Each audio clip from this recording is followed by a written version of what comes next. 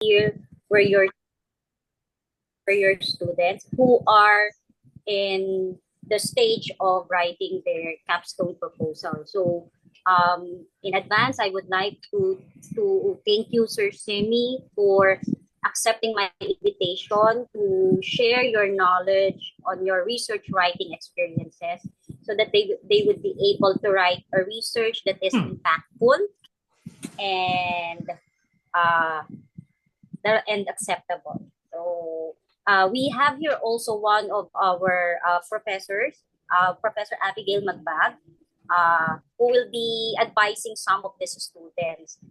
She joined us so that uh, the advices that she could provide be aligned to what was shared for this session. So, for Semi, the floor is yours now. Thank you very much. Okay. Good afternoon, everyone. Good afternoon, sir. Yeah. So, as one of the initiatives, we're trying to actually give several webinar related to the research.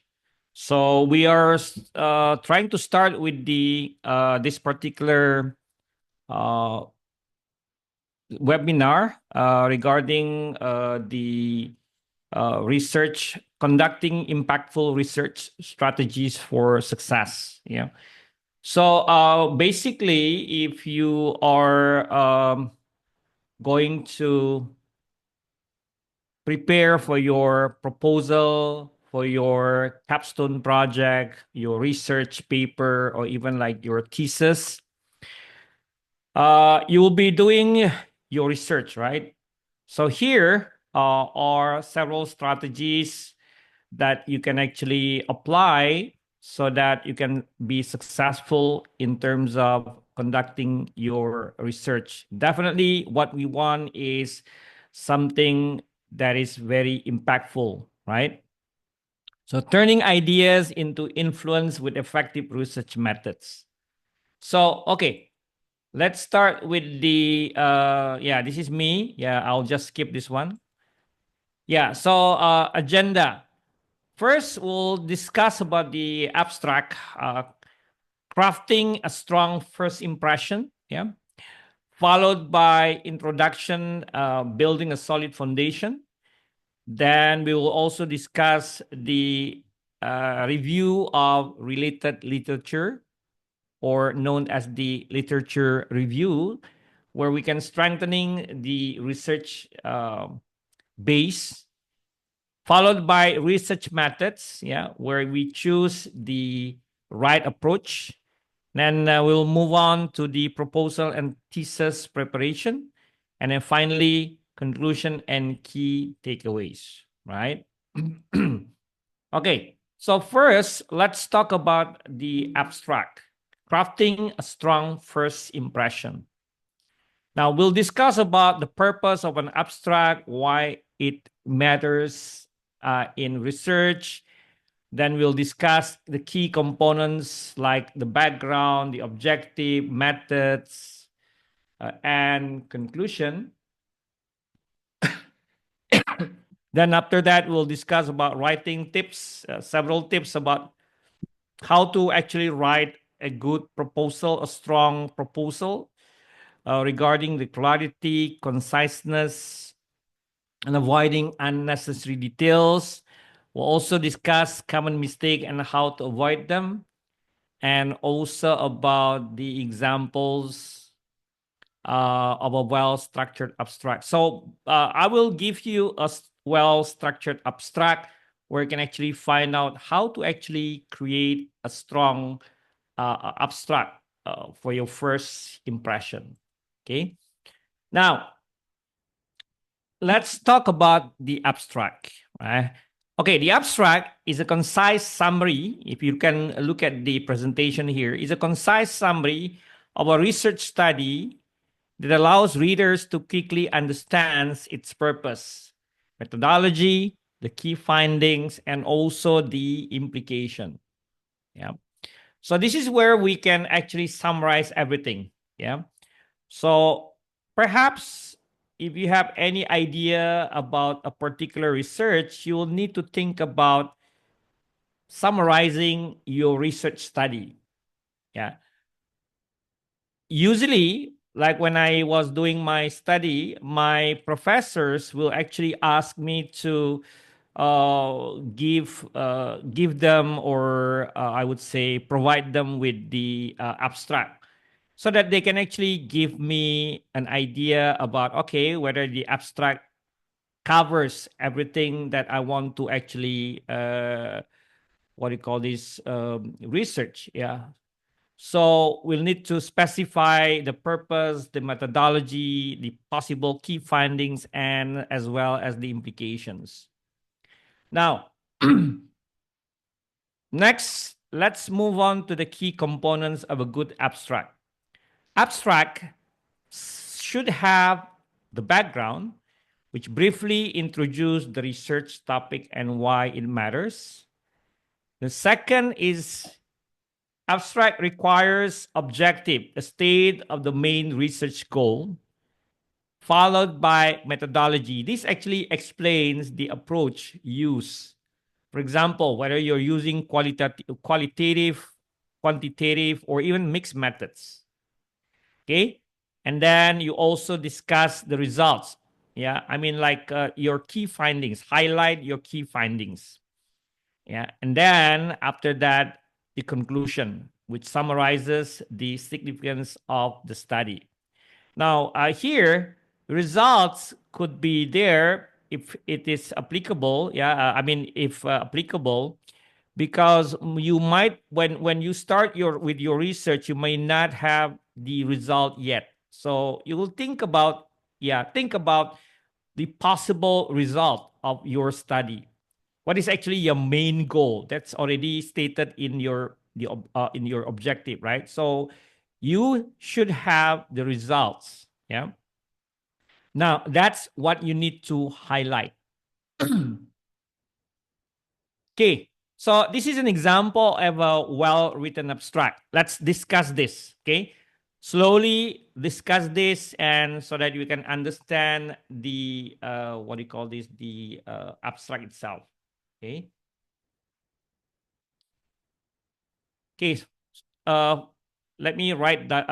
Read this one. This study evaluates the effectiveness of automated threat detection using pattern recognition in cybersecurity defense systems. Employing a quantitative approach, we analyzed network traffic logs from 50 organizations over 6 months. The findings reveal a 30%, 35% improvement in early threat detection rates compared to traditional role-based systems. These results underscore the significance of pattern-based techniques in enhancing cybersecurity resilience. So this is a very short abstract. Abstract should contains only about 150 to 200 words. I repeat, a good abstract should have about 150 to 200 words. Okay? So when you write an abstract, try not to, exceed the limitation. Yeah, like the 500, 150 to 200 words. Okay. Now, from this particular abstract, let's look at, or let's discuss the elements or the components of the abstract. How does it actually apply to this particular abstract? Okay. So let's look at the background. Yeah. So here I'm showing this background by telling this study evaluates the effectiveness of automated threat detection using pattern recognition in cybersecurity defense systems. That's actually the background. So we're telling the audience or the reader that the study evaluates the effectiveness of automated threat detection. Okay, so you can actually start with a particular background, like you're talking about the logs or even like pattern recognition. Yeah. So here we introduces the topics and its relevance to cybersecurity. Okay. So that's number one, background. Okay. Next, let's move on to the objective. Now, here I put that this study evaluates the effectiveness of automated threat detection using pattern recognition in cybersecurity defense system. This is clearly states the research goal. What is actually your objective? The objective here is very clear that we're going to study, or we are studying this particular study would evaluate the effectiveness of automated threat detection, specifically using pattern recognition. Okay. Next, let's look at the methodology. So here I wrote the employing quantitative approach. We analyze network traffic logs from 50 organizations over 6 months. Okay. So this is where we explain the research methods and the data source. By employing a quantitative approach, we analyze network traffic logs from 50 organizations over 6 months. So here we specifically states that we are actually using quantitative approach, quantitative method. Okay. And finally, oh, okay, sorry, I forgot. There's another one later on. Okay. So the result here, in the result, we put the findings reveal a 35% improvement in early threat detection rates compared to traditional rule-based system. So here we present our key findings. Okay, one more. Finally, in the conclusion, we put these results underscore the significance of pattern-based techniques in enhancing cybersecurity resilience. This is where we explain the research method and data source. Okay? Any questions so far? Yeah, to make it more interactive, you can open your mic if you like. So far, sir. Yes. So far, okay? No question yet? Yes, sir. Okay, good. Let's move on to the next page, the next slide. Okay, now these are common mistakes to avoid.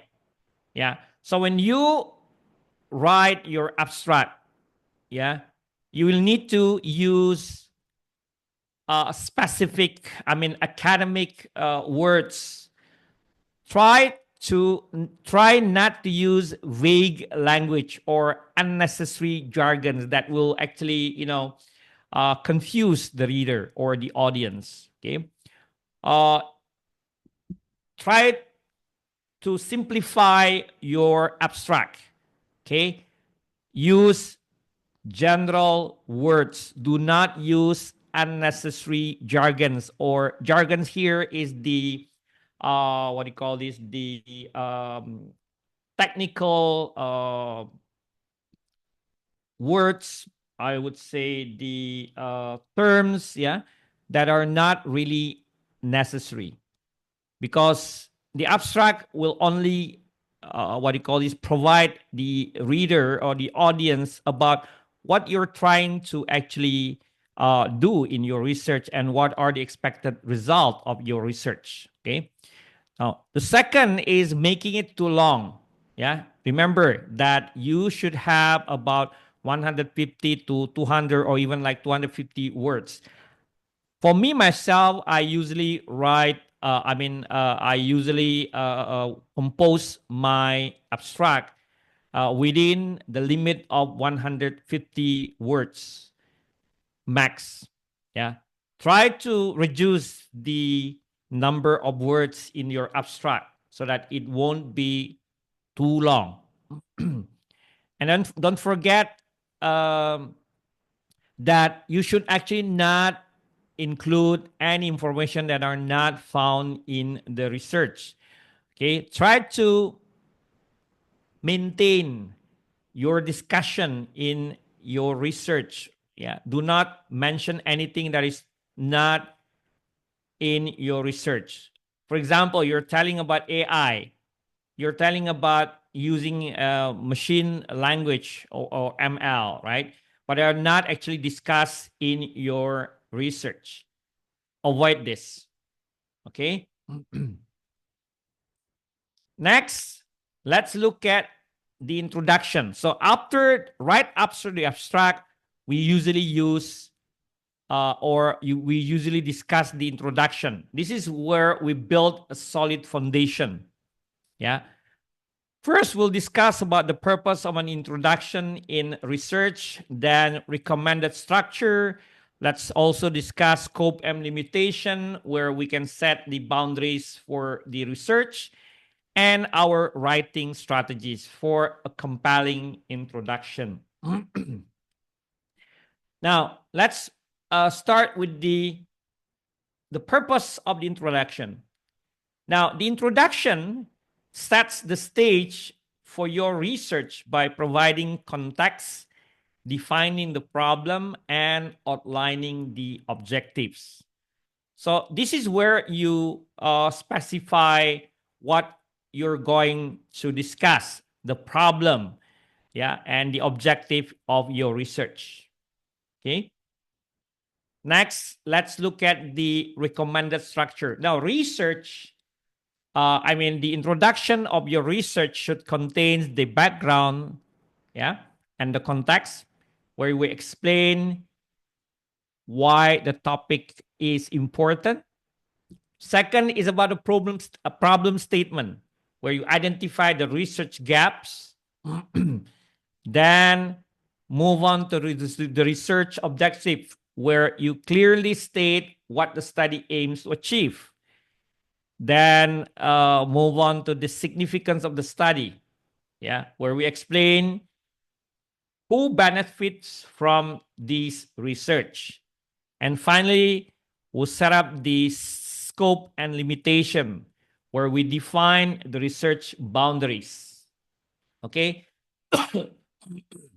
So these are what must be there in your introduction. This is the recommended structure. Okay. So when you compose an introduction, make sure that you have the background and context, problem statement, research objective, significance of the study, and of course, the scope and limitation.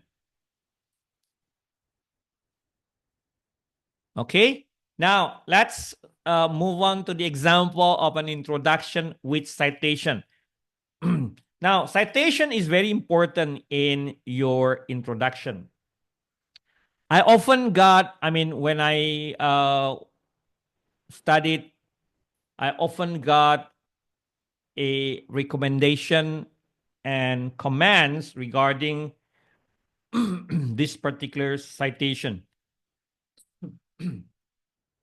The issue is that when we introduce something, we will need to make it more compelling. We'll need to make it more, what do you call this? More compelling or reasonable. For example, here, let's look at the example here. Cyber threats are evolving rapidly, rendering traditional defense mechanisms increasingly ineffective.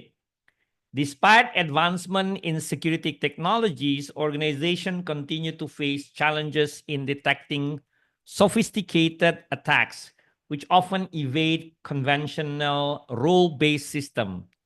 Yeah, Smith and Jones, 2023.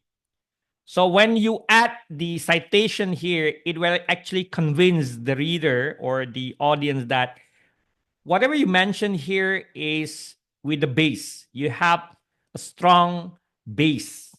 Yeah. Then you put this study aims to develop a pattern-based threat detection system to enhance response time and accuracy in cyber defense. So start by specifying that cyber threats are blah, blah, blah. Then you also cite what do you call this, the from specific literature or studies, and then move on to informing the reader that the study aims to blah, blah, blah, something like that. Okay, next, when we are done with our introduction, let's move on to the literature review, strengthening the research base. We'll discuss the purpose of the RRL, connecting research with existing knowledge, then finding and selecting credible sources like peer-reviewed journals, books, reports, organizing the literature review by synthesizing rather than summarizing, demonstrating the critical analysis, and also about proper citation and avoiding plagiarism. Okay. Now, what is actually a literature review, aka RRL? In some universities, like here in Indonesia, we do not call it review of related literature. We call it literature review. As simple as that, literature review. It's actually the same as review of related literature, where we examine existing research to provide a foundational basis for the study. Now, we are usually using the Prisma. Prisma is actually recommended, yeah. Prisma stands for Preferred Reporting Item for Systematic Reviews and Meta-Analysis. It's commonly used for conducting systematic literature review, or SLR.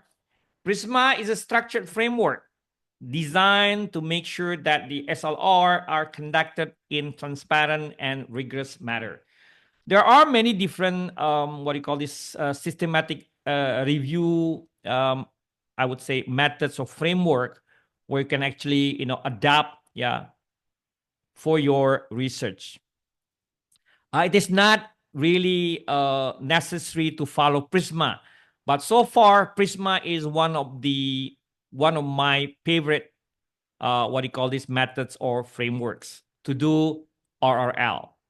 Now, this is actually the SLR with Prisma. Now, let me explain to you about the process. So I prefer this Prisma over other methods or other frameworks because it's very simple. So we start with the number of records identified through database searching. You can actually start searching by utilizing perhaps Google Scholar or maybe Web of Science or others. Yeah, so we write down the number of identified studies when you did your searching. You also need to put the number of records identified through other sources. Maybe like you can use database searching. You can use like publish and parish or something like that. Then the next step is you write down a number of records after duplicates removed. So you need to make sure that there's no duplicate, okay? Followed by the number or of records screened for relevance. So you need to make sure that all of the studies are relevant to your research. Yeah, so remove records excluded. Yeah, and then from there, you can actually try to find the full text article assessed for eligibility. Yeah, you can exclude full articles with reason why they are excluded. And then you put the number of studies included in quantitative synthesis. And finally, the number of studies included in quantitative synthesis or meta-analysis, if any. So you can follow this. So the good thing with Prisma is that you could actually screen through many different sources so that you can get a complete, I would say, a complete studies that are very relevant to your study. Okay, now let's move on to how to structure the RRL. Okay, when you write your literature review or RRL, you can use this structure, like first thematic approach. For example, you can organize your discussion with key themes like the threat detection, cyber resilience, threat hunting, and so on and so forth. And then the second option is chronological approach, where you show how research has evolved over time. So you can start by discussing the research back, let's say, 5 years ago or something like 3 years ago. Yeah. So, and up to now, up to today. The third option is using methodological approach, where you compare different research method used in previous studies. Yeah. I myself actually like to use thematic approach, specifically related to cyber security. So we can actually discuss different uh, uh, what do you call these different themes. Like, for example, you discuss what is cybersecurity, the cyber resilience, threat detection, threat hunting, and so on. Then definitely you will need to come up with the synthesis. Okay. So this is the example of the RRL with thematic approach. Yeah. First, we'll discuss about the previous studies. Previous studies has explored the use of artificial intelligence in threat detection. Yeah, you can definitely cite, yeah, several studies like Smith et al. 2022, Lee and Chang 2021. Try not to use very old literature or studies.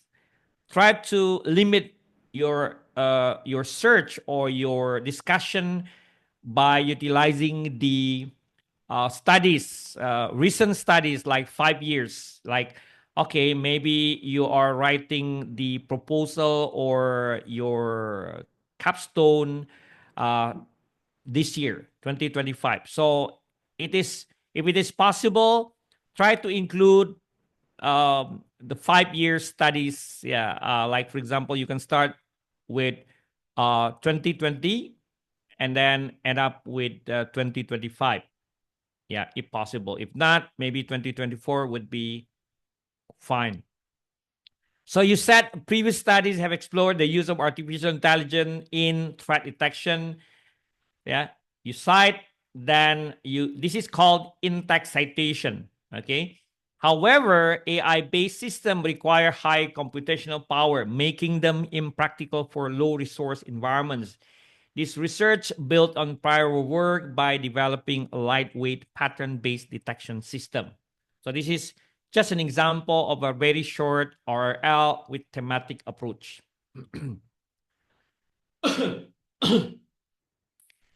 Okay, now next about tips for strong RRL. Yeah. Number one is to use credible sources like peer-reviewed journals, conference papers, and so on. There are tons of peer-reviewed journals. You can go to IEEE and any other journals. Try to use the open access journals. Okay. Try to search by utilizing Google. Search for open access journals where you can actually download a full text of a specific paper. You could also download some conference paper, but there are some papers that needs to be paid. For example, IEEE paper would require you to download, of course, by you know buying this paper, or you have to purchase the paper through the website. Okay, so it is actually recommended to grab open access journals rather than conference paper, because conference paper requires you to pay. Okay, especially the IEEE and other high level journals. Okay, next is critically analyze rather than summarize research. So when you discuss several themes, for example, using this thematic analysis, you should actually criticize rather than summarize all of this research. Yeah. So, for example, you can put why AI is blah blah blah, something like that. I will show you an example on this one. And then number 3 is properly cite sources to avoid plagiarism. Plagiarism. Okay. So these are the tips for a strong RRL. Now let's look at the example. Okay. So first, you will need to evaluate the existing research, analyzing strengths and weaknesses of AI-based detection. So we tell the audience or the reader that AI-driven threat detection has gained significant attention, blah, blah, blah. Very long. Okay. You can, by the way, you can ask Doc V regarding this particular presentation. I will send the updated presentation right after our discussion today. Okay. So this is the first one. Evaluate the existing research where you analyze strengths and weaknesses of AI-based detection. Why is this critical analysis? First, we acknowledge the effectiveness of AI-based detection, but does not stop at summary. Okay. Then later on, we evaluate the weaknesses, including computational costs, adversarial vulnerabilities, and also the explainability concerns. It leads into a justification for an alternative approach. So that's what the critical analysis should be. Okay. Now let's look at the next one. You do comparisons and contrasts. Contrasting AI-based and pattern-based detection approaches to justify the need for alternative. For example, you can write down something like why AI-based model provide adaptive learning capabilities and can detect sophisticated attack patterns. Yeah. Then you cite like Patel and Kumar. Their resource-intensive nature makes them impractical for real-time implementation in low-resource environment. You also cite something, right? Then you put in contrast, pattern-based detection system rely on predefined rule set, making them computationally efficient and easier to interpret. And you cite Jones and Rivera. Yeah.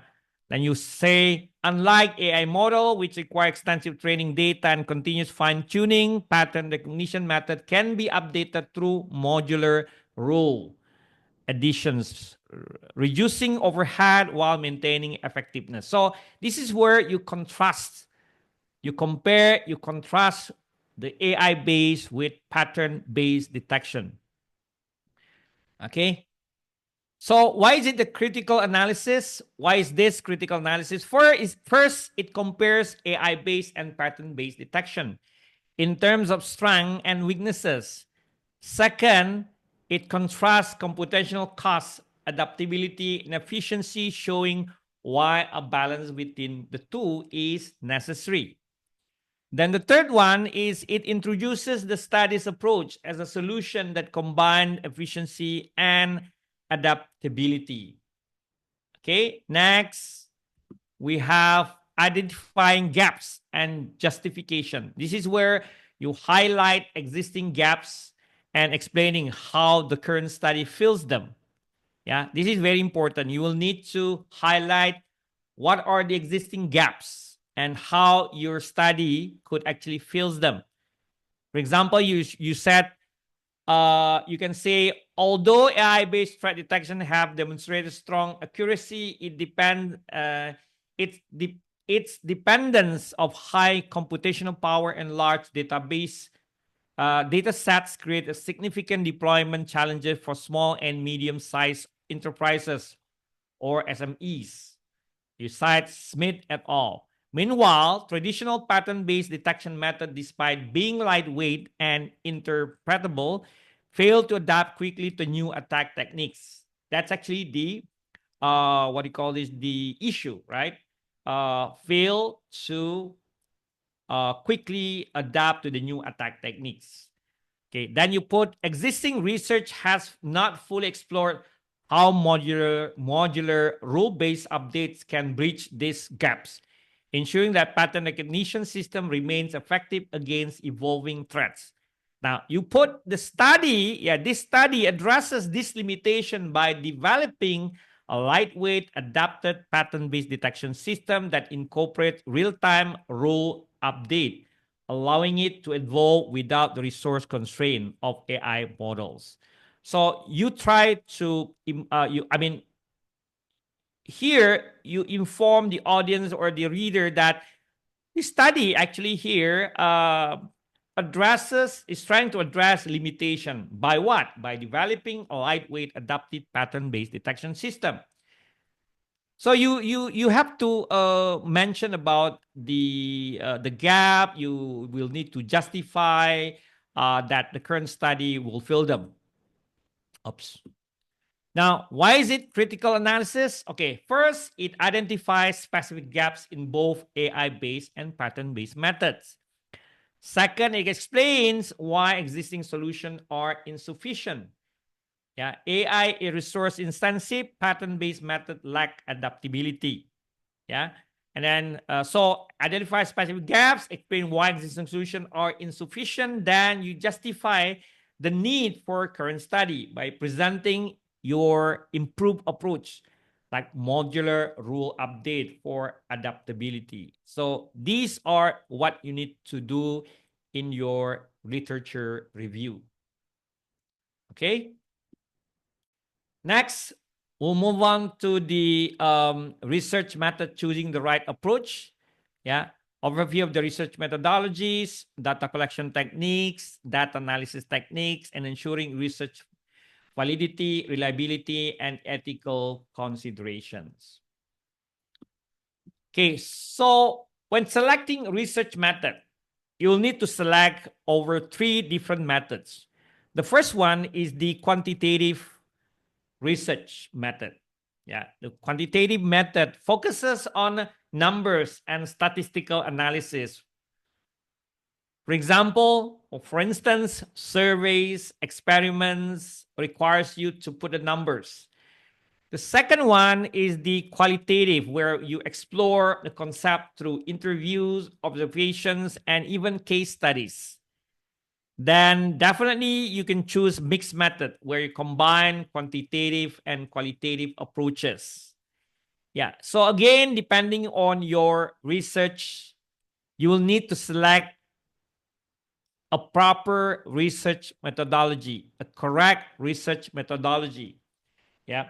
Like in cybersecurity, it is actually recommended, highly recommended to use mixed method, where you can combine quantitative and qualitative approaches. You can do focus on the numbers, as well as informing the audience or the reader that you did the interview, observation, and use case studies in your research. You can also inform the audience or the reader that you did the experimentation or experiments using different tools. Okay.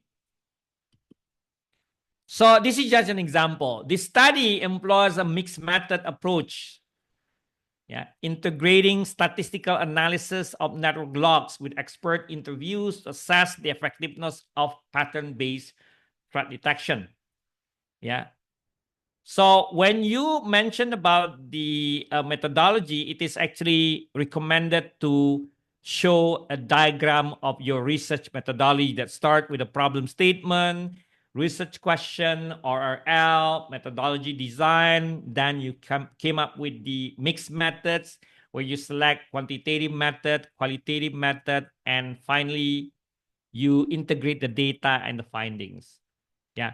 So again, I would remind you on something, that whenever you discuss the research methodology utilizing mixed method approach, yeah, you should also not forgetting the what do you call this, the diagram that shows how your research methodology what do you call this would flow.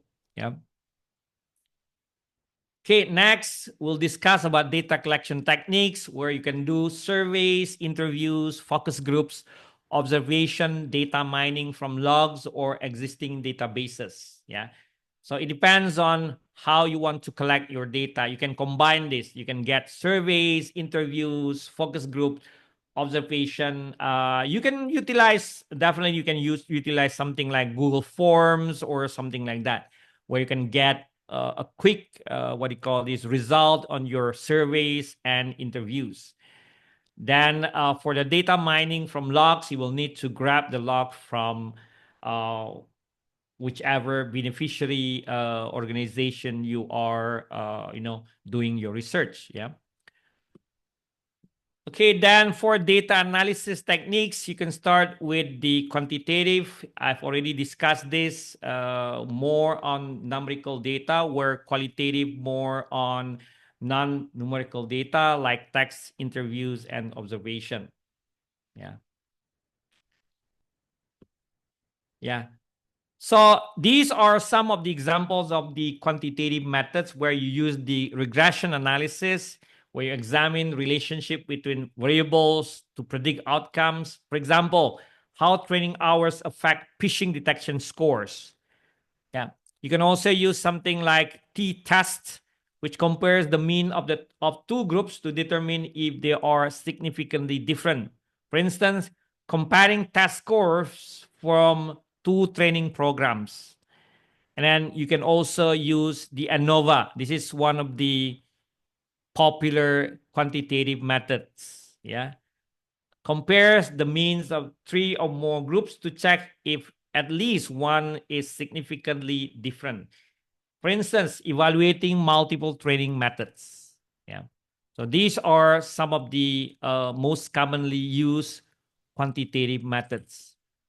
For the qualitative methods, you can use thematic analysis. For example, when you identify patterns and themes, yeah, analyzing employee feedback on cybersecurity training would be an example.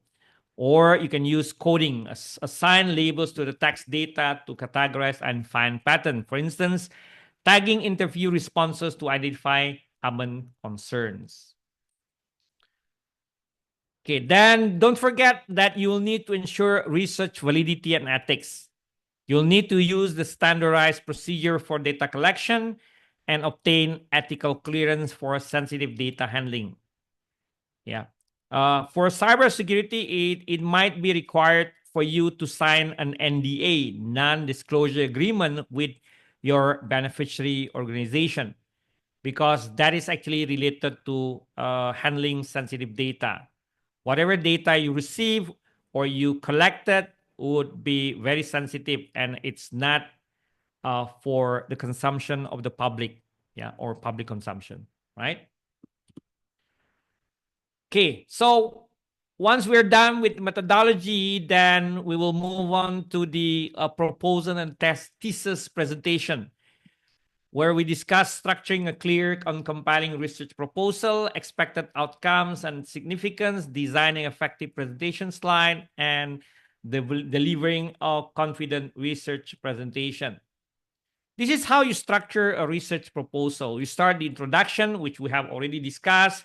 You mention about the background, problem statement, objectives, then move on to RRL, where you review key literature supporting your research.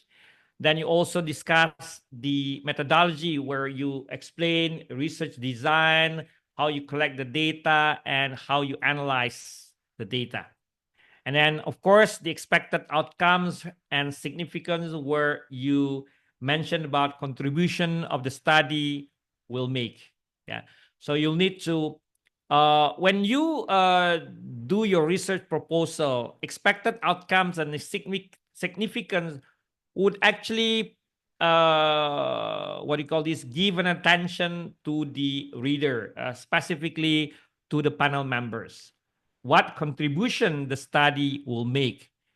So this is very important, since when you do your research, you will need to think about something very unique. In academic, we call it as novelty. You will need to find the novelty and significance of your research. Yeah, that's actually very important. So this is the structure, recommended structure. Begin with introduction, RRL, methodology, expected outcomes, and significant. If it is required for you to add an abstract, you can refer to my previous discussion or topic about how to create a compelling abstract. So these are some tips on effective thesis presentation. First, use minimal text and strong visual for slide design. For delivery style, speak confidently and maintain eye contact. Do not, create too many slides. Maybe when you talk about research proposal, when you go back to the previous one, you have introduction, RL, methodology, expected outcome, and significance. You might have like, how many? 6, maximum about 8 slides that explains your research proposal. Okay. Then don't forget that you need to anticipate tough question and stay composed. Yeah. This is how we handle Q&A, specifically with your panel members. Okay, so this is an example of the slide content where you put slide and research question. Slide number 1, slide number 2, you put problem statement and research gap. Slide number 3, methodology overview. Slide number 4, key findings and contribution. And finally, conclusion and future work. So basically about 5 to 6 slides, depending on how long you want your slide to be. For example, when you mention about methodology, you don't need to put the text in your slide. You just need to put the diagram that shows your methodology. When you have the diagram in your presentation, then you discuss, you tell the audience about this is the methodology used in my research. Explain the methodology. Do not put the text. Yeah. Only simple diagram, clear diagram. Yeah. And for slide number 2, it is also a good advice to actually create with the diagram, the problem statement and the research gap. Like you put the diagram showing these are the problems and these are the research gap. You can use arrows to display the connection between the correlation between problem statement and your research gaps. Okay, so I think that's we're almost done with it. Conclusion and key takeaways. First, abstracts. For abstract, keep it clear and concise. Yeah. You can read several documents, several studies, the paper, journals, in conference or proceedings to see how people conduct or write an abstract. Yeah. Second is about introduction. You need to build a strong research foundation, the context of your research. By also adding in-text citations so that you can actually build the strong foundation of what you're trying to do in your research based on something, right? Based on several studies. Then after that, move on to the RRL. Remember that you will need to synthesize and analyze existing studies. Do not just summarize, but try to criticize. Okay. You can move on to the methods. Yeah, you will need to choose the appropriate research design based on your research context.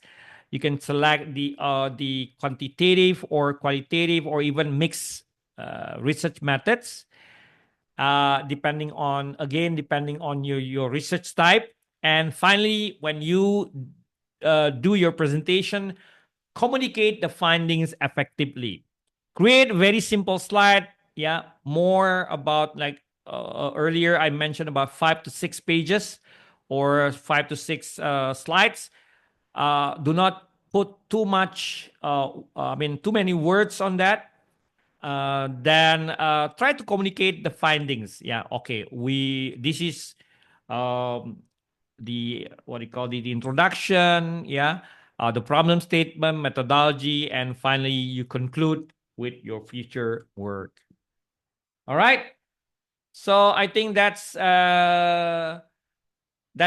The final advice for you guys: great research is not just about collecting data.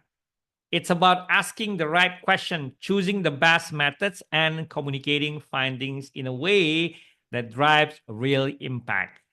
All right. Any questions so far, guys? Answer. Hello? Yes, Marvin. Answer. All clear. Thank you. Or clear? Okay. So, by the way, for the slides, you can ask the slide with Doc V so that you can read this particular short presentation about conducting impactful research. By the way, if you are looking for some examples, papers, you can actually find some papers. I mean, a lot of papers, in fact, tons of papers in Google. What do you call this? Google Scholar or even like Webs of Science. Yes, Doug V. Sir, ako I Question? have a question. We all know that there are already AI tools, no, that could aid the writers in writing their researches, right? Yes. Are there any tools that are valid, or are there any tools that you could recommend uh, para sa mga gumagawa ng like in writing a research or synthesizing their RRLs? Would you recommend it using those tools or not? Okay. So for the specifically for bachelor degree, they should actually not I would say, how do I say it? It's not really recommended for them. I mean, for the early students to actually use AI. We should actually start by really writing from scratch. Although there are many AIs there in the market, of course, you will need to select.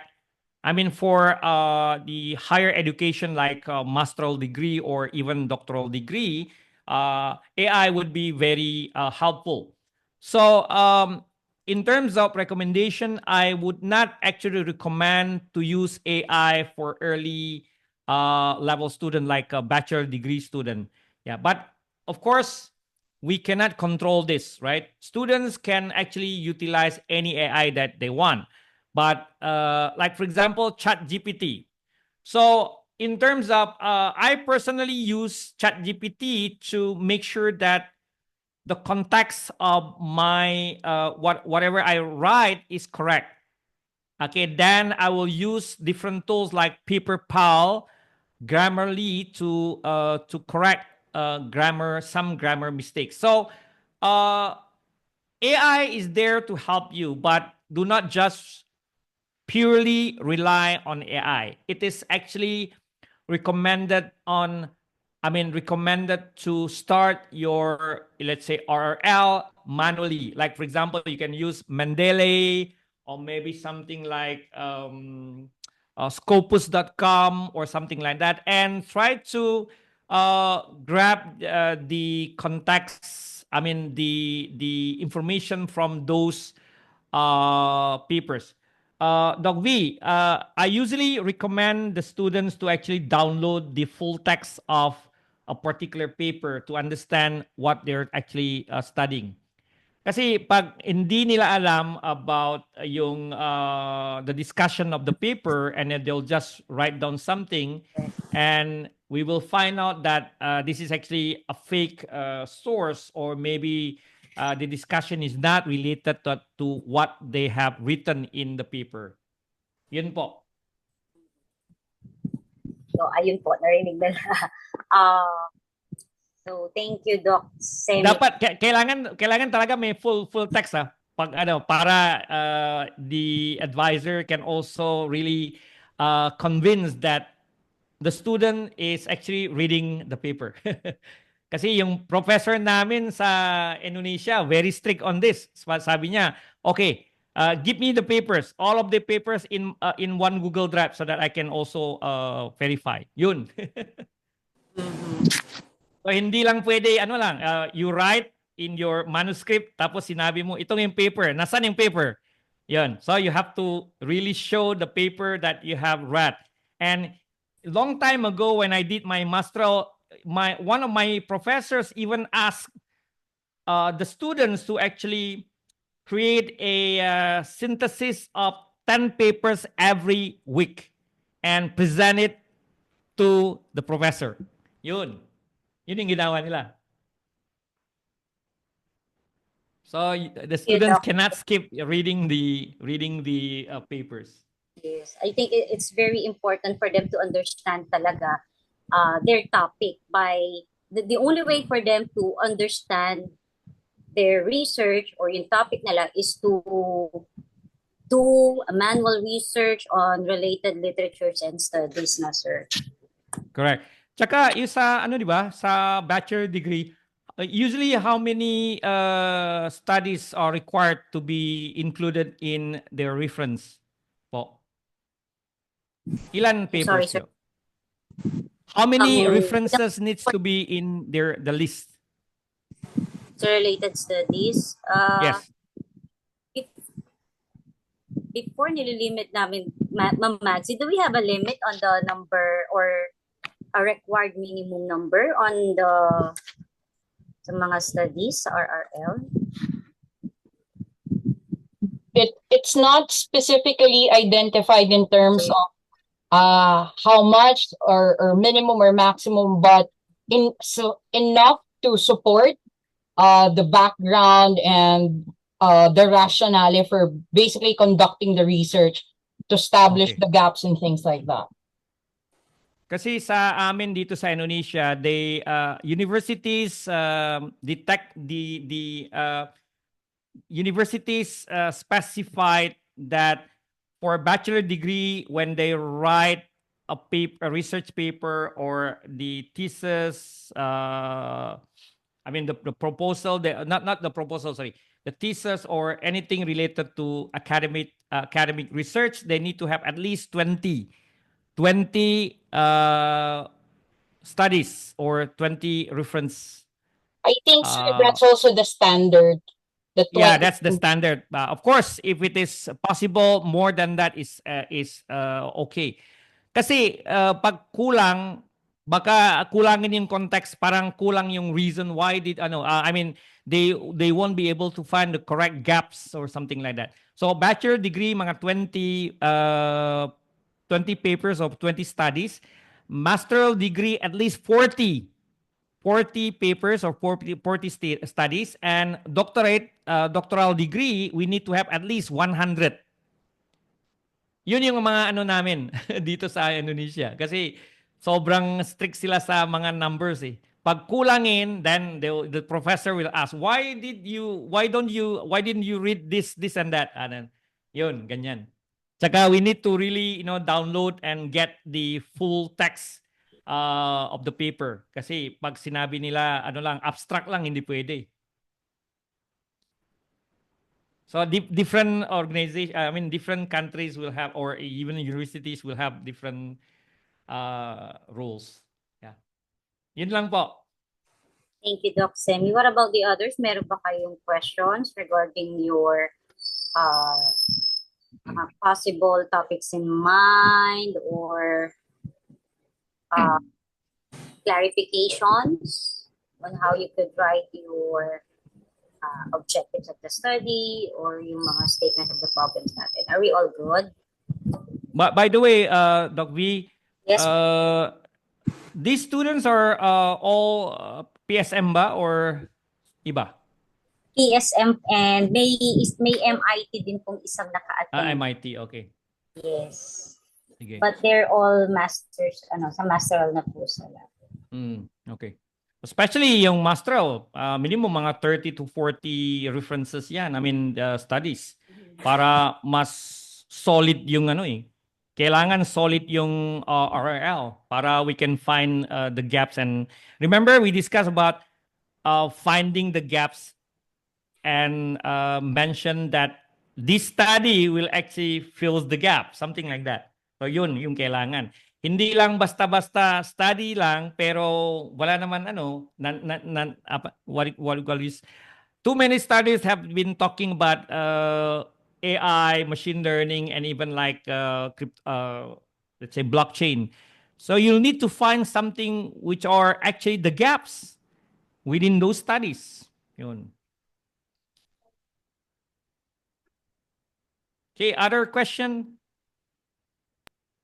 So, Yung good mga- afternoon, sir. John Marie Yes. Katungal po, sir. May question Yes. lang. I do have a question po, sir. Yes. Sir, in creating our master or our capstone, sir, are we required to actually provide an application or let's say an output based on our research, sir? I think Doc V can answer this. I will answer that for you. Of course, every research will have an output. It's either a proposed framework, a proposed implementation plan, but it doesn't necessarily be a system unless if part of your research is the use of a certain tool for in a machine learning. Of course, syempre, meron tayong simulation or you have to provide something to see to prove that you use this certain tool to detect this analysis or to detect this threat.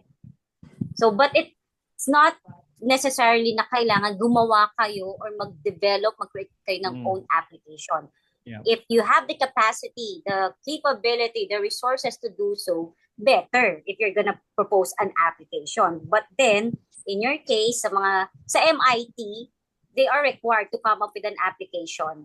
Right, Martin? But for the PSM students, usually ang sa atin lang is framework, implementation plan, policies. But there should still be an output. It's either a guidelines, a policy, a framework. Yeah, model, pwede naman model, framework, yeah. Like a playbook, something like that. Yan, pwede yan. Did I answer your question, Sir Jones? Yes, ma'am. Noted po. Thank you very much. By the way po, if last time nag-attend kayo, we already had Doc Semi, if I may just add lang, no? Yeah, sure. Had our capstone orientation on the guidelines, and then I've also provided you with the templates on the manuscript for the proposal. Now I asked Sir our administrator in charge of coming up with a course shell. So kasi nahihirapan tayong mag-access sa mga MS account natin. So lahat ng mga templates, forms, application forms will be uploaded in the Canvas shell. So once you've settled your enrollment,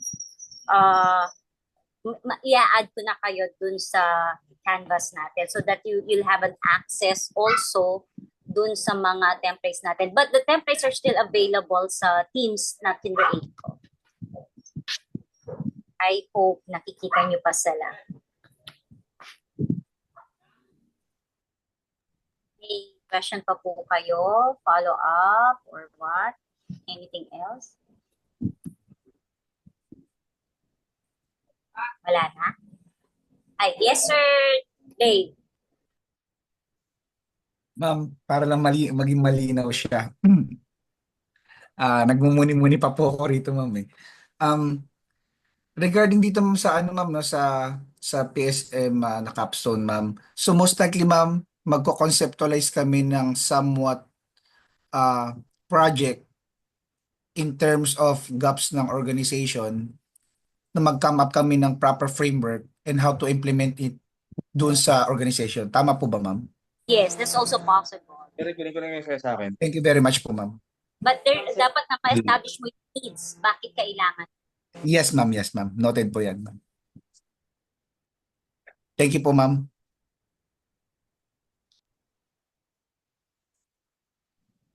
Doc V, question lang po. Pwede ba sila sa sa PSM, pwede ba regarding the comparison analysis, like for example, they compare several cybersecurity assessment or forensic or something like that? Pasok ba sa scope nila? Pwede naman po, sir. And then what would be the output? Okay. For the Okay. Basta may output, basta What's may for doing the comparison to determine which is better in detecting what particular threat or to a certain tools na ginagamit which is better. I think it's also possible. Okay. Pwedeng itetest, there could also be a testing part, di ba, sir?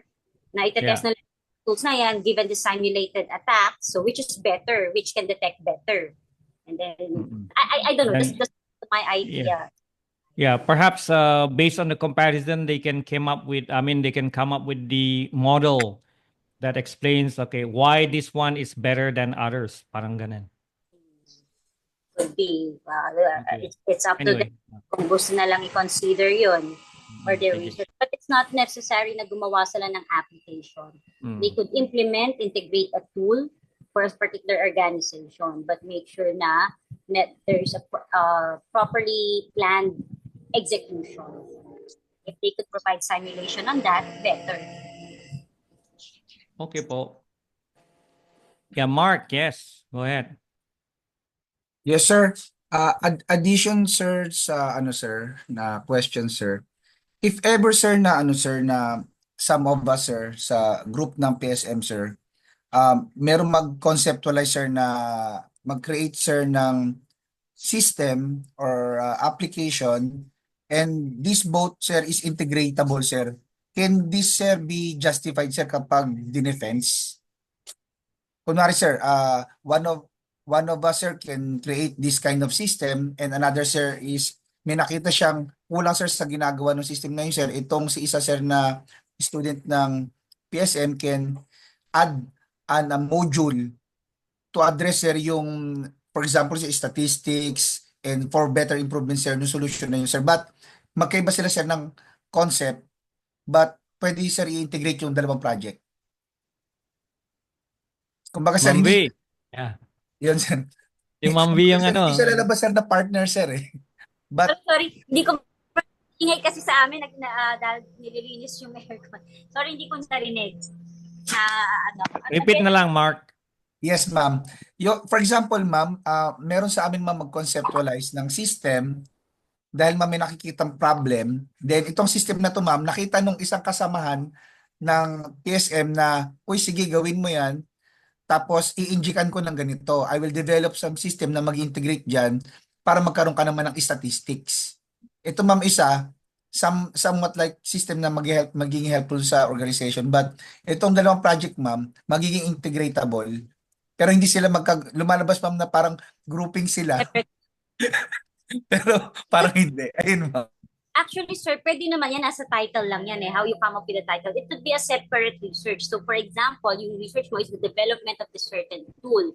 Now, yung isang research mo, integrate niya the integration of yung dinevelop mo for a particular organization. And then, an evaluation on the effectiveness or an assessment on the effectiveness of the use of this tool. It can be a separate research. Kung sa'yo, development, tapos yung sa kabila, sa isa, is an integration and testing for the effectiveness. I think that's an individual research. Yes, Ma'am Maxi. I think Ma'am Maxi also has thoughts on this one. I just wanted for, if this is a consideration, that you have to be careful also in terms of the preparation of the document.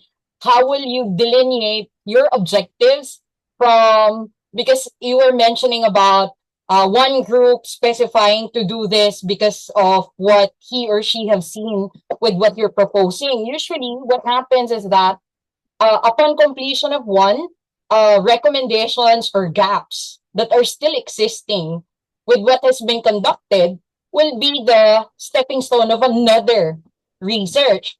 And then if it's going to be a collaboration, you just have to make sure that yung parts, particularly from the introduction and establishing the rationale for doing particularly yung pangalawa. Kasi yung una, it's easier to define what you would want to do. No, yun lang. I think it's possible. You just have to make sure that there is a line between the two proposals. Or else you might be producing or using the same literature. You might be referring to the same gaps, things like that. Noted po, ma'am. Sige po. We will find ways, ma'am, para po para magkaroon po ng delineation yung project, ma'am. Thank you, Ma'am Maddie. Thank you very much po. Wala na po tanong? Ma'am, may tanong lang po ako sa possible topic ko po. Sige, probably Sir Semi could address that. Yung idea ko po kasi is collaborating with Philippine Science High School System to create module for grade 10 students about cybersecurity. Possible kaya yung ganong topic, ma'am?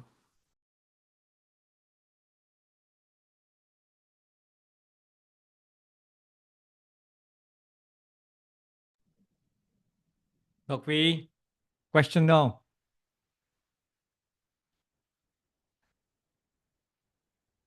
I'm sorry again. Yeah. Taga sa ano namin. Sorry. Yes, go ahead. Jono. Bali, yung idea ko po is to create a module for grade 10 students about cybersecurity with collaboration from Philippine Science High School System. A module, a learning module. But as how would you relate yung research mo?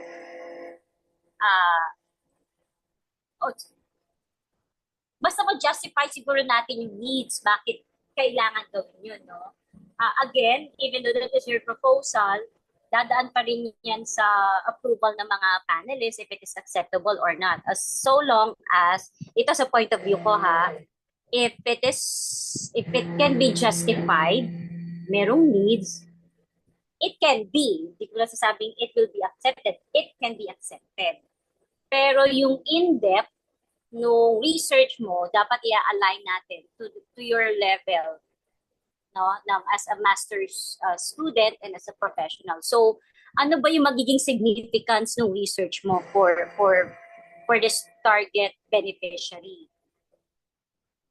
And saan papasok yung in-depth nung cybersecurity manual niyan? Is it needed? Do they need that?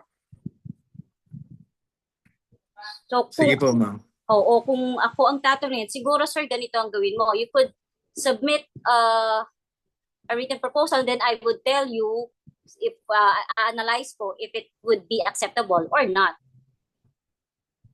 Para hindi na rin natin masayang yung effort natin na pagdating nyo sa proposal tapos hindi pala tatanggapin. So if you could come up with a justification on the needs, bakit kailangan gawin, and then ma-assess natin, ma-evaluate natin yung in-depth ng research, it could be put into consideration.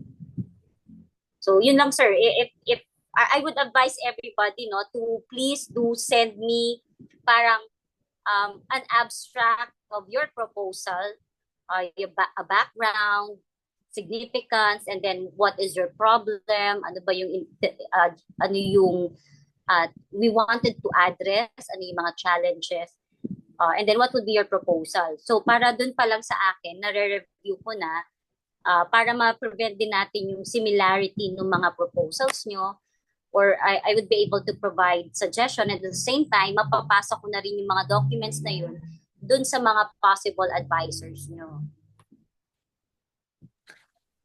Noted, ma'am. Thank you po.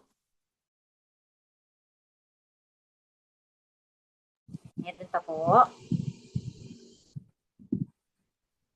Last ma'am, yung sa enrollment po ma'am, nasend na po namin yung returning form. Yes po. So kasi kahapon busy kasi ako dahil whole day yung klase ko, no? So probably by Monday po, maano ko na siya. The moment naman na pre-advising done na kayo, you could proceed with the enrollment. Okay po ma'am. Thank you po. Thank you. Wala na po ba? May I ask everybody to please turn on your camera para magkaroon lang tayo ng photo op natin for this webinar session. Now, hindi ko alam paano.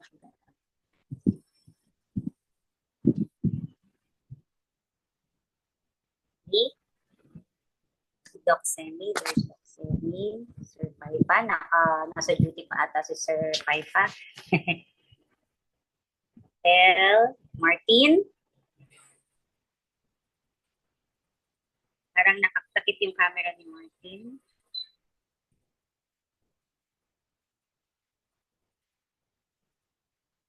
Right, oh, good. Martin, okay na? Wala na?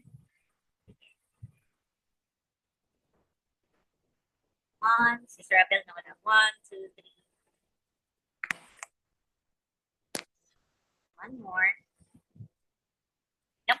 1, 2, 3.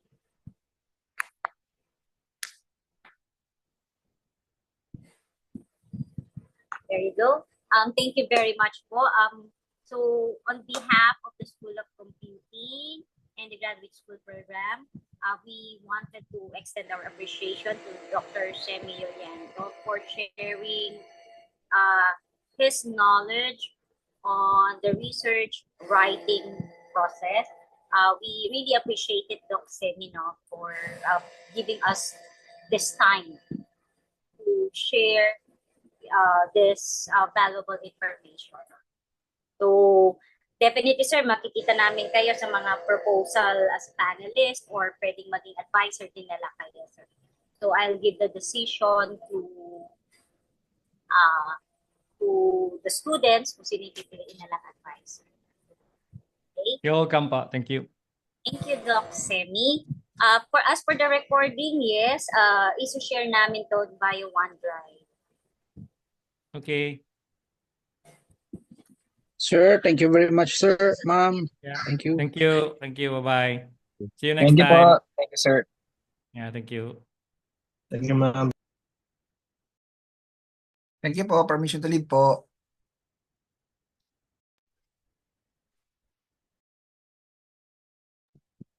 Thank you very much. Sige po.